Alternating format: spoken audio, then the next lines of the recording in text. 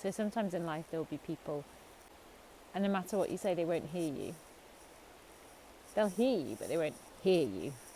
And you can drive yourself crazy trying to get them to hear you, to understand you, to kind of see who you are. And that's never going to happen because they don't want to, or they can't. I've been reflecting on the recent situation that I was in and how I would handle it differently. Like, how do I learn and grow from this situation? I mean, I can't 100% prevent stuff from happening to me unless I lock myself away in a room and never talk to anybody, never do anything, never meet anyone. Sometimes the only thing you can do is get away. I just think so much of everything in life is projection. If somebody says something which you feel is deeply hurtful, hurt people. How people treat you is a reflection of what they've got going on in their own inner world, rather than you, if that makes sense. All these things kept coming up, and I've left earlier than planned for other reasons. And the one thing that I know that I didn't do is I didn't pause. So when this person said these things to me, I reacted.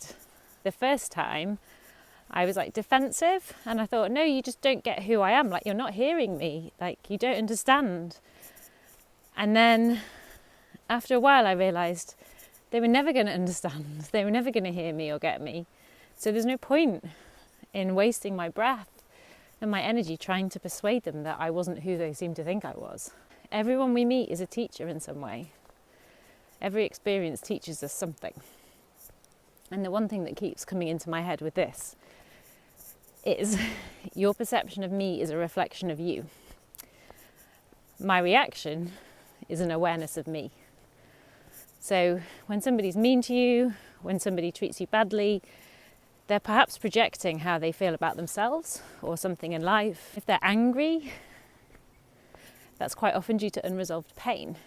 And there's a phrase that I heard a long time ago, anger is sad's bodyguard.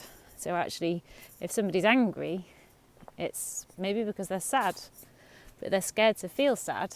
So instead of feeling sad, they feel angry. And for some reason, the anger is being directed to you.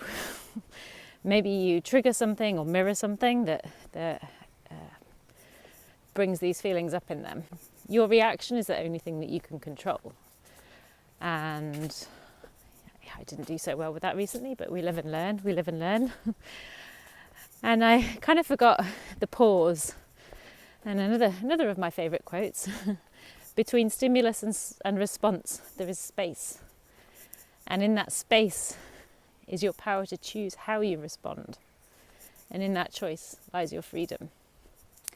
So quite often when we have that sort of knee-jerk response to something, where someone shouts at us or they're angry at us, and we feel like we have to defend ourselves and we shout back, that comes from your kind of inherent subconscious.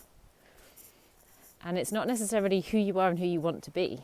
So if you're immediately responding, you're not responding from a place where you've had time to think. You're responding from that kind of fight or flight gut reaction. So one of the most powerful things I find in life to do is practice the pause. But even when you practice the pause, there's this acceptance sometimes that you have to find within yourself that whoever you're talking to may never want to hear what you're saying. It doesn't matter how you word it, it doesn't matter who you are. They've decided in their head that you're this person, and that's it. In that situation, sometimes the only thing you can do is just let it go. But then I get really confused, and I'm like, so if my perception of somebody else is a reflection of me, what happens if I think someone's really mean? Does that mean that I'm actually really mean? Yeah, I get very confused about things. Your perception of me is a reflection of you.